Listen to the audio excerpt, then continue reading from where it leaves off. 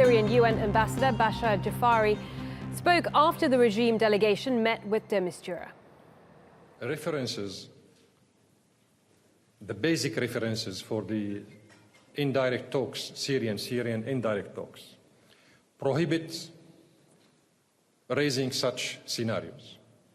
What we are talking about here is how to keep the unity of Syria, how to respect the unity of Syria, the independence of Syria, the territorial integrity of Syria, and let's get more on this and speak to Sinan Hatahet. He's from the Omran Center for Strategic Studies. He joins me live in the studio. Sinan, many thanks for joining us. The PYD have announced that they're declaring the self-controlled federation in Syria. What does that actually mean? Well, that's actually the continuity of the previous policy in the northern part of Syria. They have already declared 3 cantons, one in Afrin, another one in Kobani, and the third one in Kamishlo. And the federation here is actually to force the hand of the rest of the Syrian national forces and as well as the political parties to accept a de facto situation in which the Kurdish led PYD forces will control this region and try to adopt a similar Iraqi situation. Okay, so firstly, how much territory do they actually have? Is it quite a large amount? It's around 16% of the Syrian territory. It goes through the northern eastern part of Syria till the Euphrates River at Afrin, and this is the most consequent and large territory. Then they have a second territory in Afrin, which is the northwestern part of Syria, but is currently not linked to the rest of the territory. And this is what actually your correspondent has pointed out in her report. Well, that sounds like quite a lot of territory, but they've been left out of the Geneva talks. Yeah. Do you think this is all about sort of getting attention on that point? You know, why have they been left out? Don't leave us out.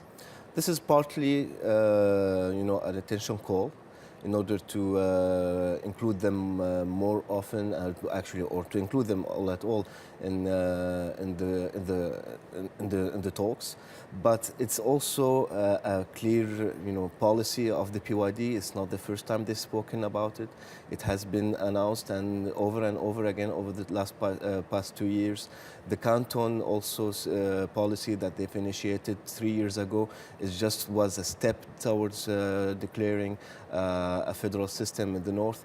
So it's not a surprise, to be honest with you. It's actually something that they've been promoting for a long time now. Okay, but what is it going to mean in terms of Turkey's reaction? Because we've seen over recent weeks the military bombing the PYG in Syria.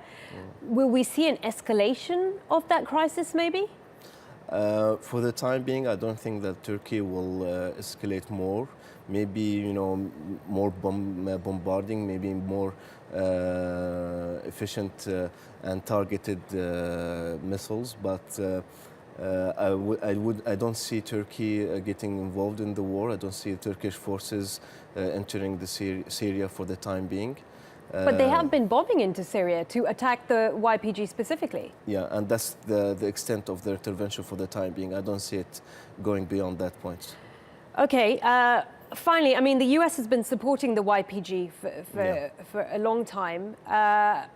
Do you think this will change their views on how they view the YPG? No, not at all. Once again, this is not a surprise, neither for the Syrians, neither for the Americans or the Turks even.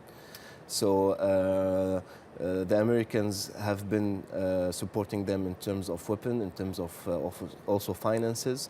They have also shown quite an interest. There have been visits to Kobani a couple of days ago in Afrin itself, which is a bit weird because it's an isolated area.